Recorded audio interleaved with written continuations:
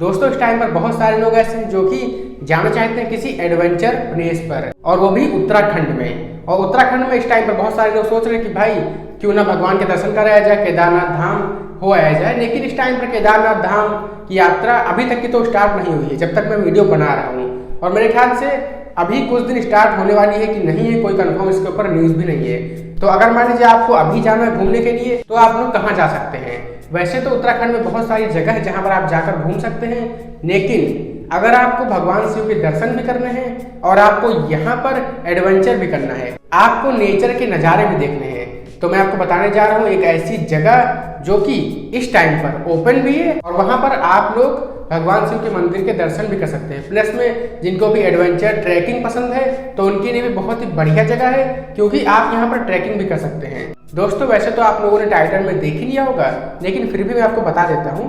आज हम बात करने जा रहे हैं श्री तुंगनाथ मंदिर के बारे में, जो कि पंच केदार में सबसे ऊंचा मंदिर है और इसे शिव जी का सबसे ऊंचा मंदिर भी कहते हैं। हालांकि जो अमरनाथ जी की गुफा है, जब आप लोग जाते हैं दर्शन करने के लिए तो वहां पर एक भगवान शिव की शिवलिंग रखी हुई है। उसकी ऊंचाई जो है वो है लगभग 5000 मीटर समुद्र की ऊंचाई से, और श्री तुंगनाथ मंदिर की जो ऊंचाई है वो है लगभग 3680 मीटर समुद्र तल से। लेकिन फिर भी पता नहीं क्यों सबसे ऊंचा मंदिर भगवान शिव का श्री तुंगनाथ मंदिर को ही कहते हैं। लेकिन क्यों ये मेरे को पता नहीं, अगर आपको पता है तो आप लोग मेरे को कमेंट में बता देना। दोस्तों श्री तुंगनाथ मंदिर को पंच केदार में तीसरा स्थान मिला हुआ है।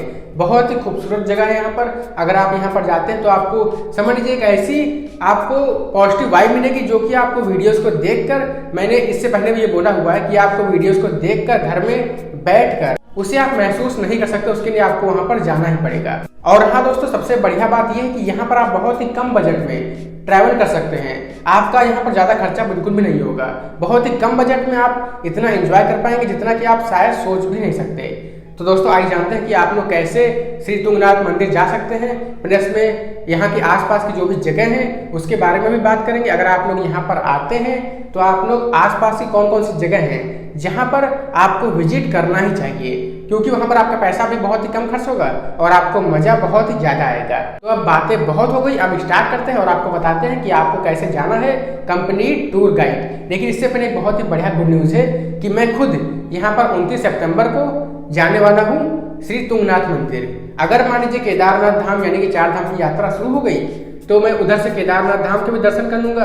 अगर मान लीजिए वैसे चांसेस है शुरू हो जाएगी, अगर मान लीजिए शुरू नहीं हुई तो मैं श्री तुंगनाथ मंदिर के दर्शन कर ही लूंगा।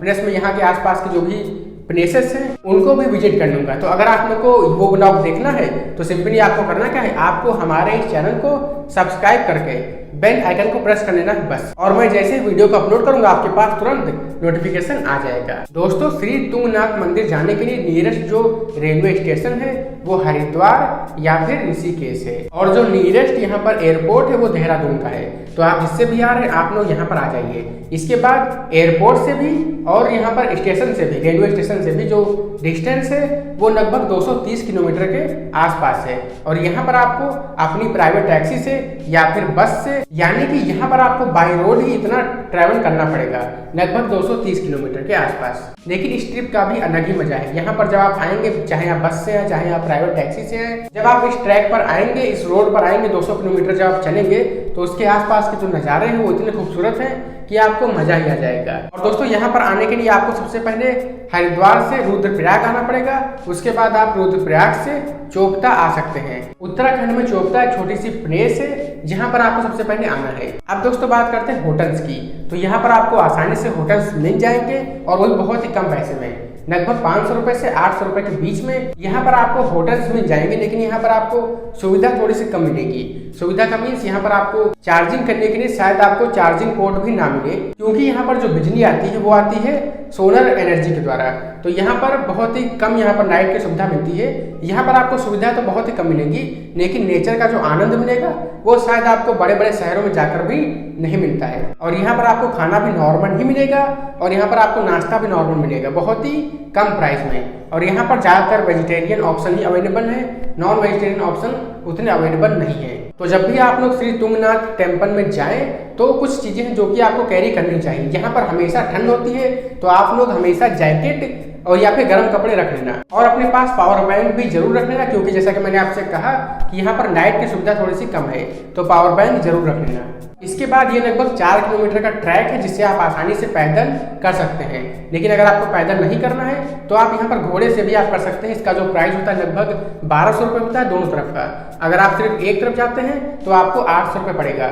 लेकिन मैं तो आपसे यही कहूँगा कि आप लोग पैदल ही करना, क्योंकि पैदल जब आप भले ही आराम से करो लेकिन पैदल करो, क्योंकि उस टाइम पर आप लोग नेचर के नज़ारे भी देख पाएंगे, आप वहाँ पर रुक पाएंगे और उसी में तो मजा है। इसके बाद नेचर के नज़ारों को एंजॉय करते हुए आप लोग श्री तुंगनाथ टेम्पल के दर्शन कर लेना।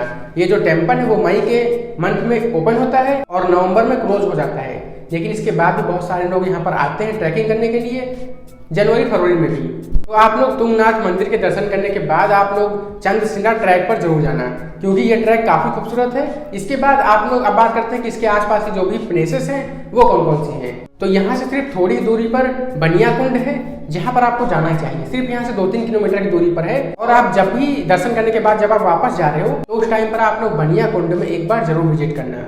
इसके अलावा यहाँ पर और भी बहुत सारी प्लेसेस है घूमने के लिए, जैसे कि देवरिया ताल जो कि यहाँ से थोड़ी दूर पर है, लेकिन आपको मेरे ख्याल से अगर आप यहाँ पर आए हैं तो वहाँ पर भी आपको जाना चाहिए। इसके अलावा यहाँ पर आसपास बहुत सारे प्लेसेस हैं जिसको आप विजिट कर सकते हैं। डिपेंड करता है कि आपके पास टाइम कितना है। अब टाइम की बात हुई तो अब बात करते हैं कि आपको जब भी आप लोग तुंगनाथ मंदिर में आए तो आपके पास कितना टाइम होना चाहिए। वैसे अगर मान लीजिए आप 4 धाम की यात्रा कर रहे हैं या फिर केदारनाथ धाम की यात्रा करने आए हैं तो आप उसी में एक दिन बढ़ाकर श्री तुंगनाथ टेम्पल के दर्शन कर सकते हैं। लेकिन अगर आपको सिर्फ तुंगनाथ मंदिर में आना है तो आपके पास कम से कम 2 से 3 दिन का टाइम तो होना ही चाहिए। अब जो भी आपकी यात्रा हो जहां से आप आ रहे हो उसका टाइम आप एक्स्ट्रा ऐड कर लेना, लेकिन मिनिमम आपके पास 2 दिन तो होने ही चाहिए, यानी कि 2 नाइट और 3 दिन। अगर आप 3 दिन के लिए आएंगे ना तो आप यहाँ पर बहुत एंजॉय कर पाएंगे। लेकिन एक सजेशन है मेरी तरफ से, आप जब भी आए तो आप लोग हो सके तो मॉर्निंग में आप यहाँ पर चोपता पहुंच जाएं। अगर ऐसा होगा तो आपका टाइम और भी बच जाएगा। लेकिन अगर मान लीजिए आपकी जो ट्रेन या फिर आपका जो प्लेन है वो अगर मॉर्निंग में हरिद्वार पहुंचाएगा तो आपको आते आते दोपहर या शाम तो यहाँ पर हो ही जाएगी। तो उसके बाद आपके पास कम से कम 2 नाइट का टाइम तो होना ही चाहिए। इसीलिए मैंने आपसे कहा था कि 3 दिन होंगे तो काफी आप यहाँ पर एंजॉय कर पाएंगे। अब बात करते हैं यहाँ की बजट की। तो यहाँ पर आपका रहना, खाना, कन्वेंस और सारी चीजें मिला करके, होटल्स मिला करके आपका जो पर पर्सन पर बजट होगा वो लगभग होगा 3000 से 4000 रुपये बस। और यहाँ पर आप 3 दिन एंजॉय कर पाएंगे 3 से 4000 रुपये में। तो यहाँ पर आपका बजट बहुत ही कम है अगर आप कंपेयर करते हैं यहाँ पर जो भी नज़ारे हैं उनसे। तो दोस्तों अगर आप लोग को ट्रैवलिंग और ट्रैवल ब्लॉग पसंद है तो ये हमारा चैनल सिर्फ और सिर्फ आप लोग के लिए है। तो बस आपको सिंपली इस चैनल को सब्सक्राइब करके बेल आइकन को प्रेस कर देना बस। और हाँ, अगर आप लोगों ने अभी तक मेरे टेलीग्राम चैनल को ज्वाइन नहीं किया तो अभी जाओ ज्वाइन कर लो। लिंक मैंने आपको इस वीडियो के डिस्क्रिप्शन में दे दिया है। और हाँ, अगर आप लोग को तुंगनाथ मंदिर का ब्लॉग देखना है तो मेरे चैनल को सब्सक्राइब कर ही लेना। और हाँ, आप लोग मेरे को इंस्टाग्राम पर भी फॉलो कर सकते हैं, उसका भी लिंक मैंने आपको इस वीडियो के डिस्क्रिप्शन में दे दिया है। तो बहुत ही जल्द मिलते हैं एक और नई वीडियो में। तब तक के लिए अपना ख्याल रखना, अपनी फैमिली का भी ख्याल रखना, खासकर इस टाइम पर।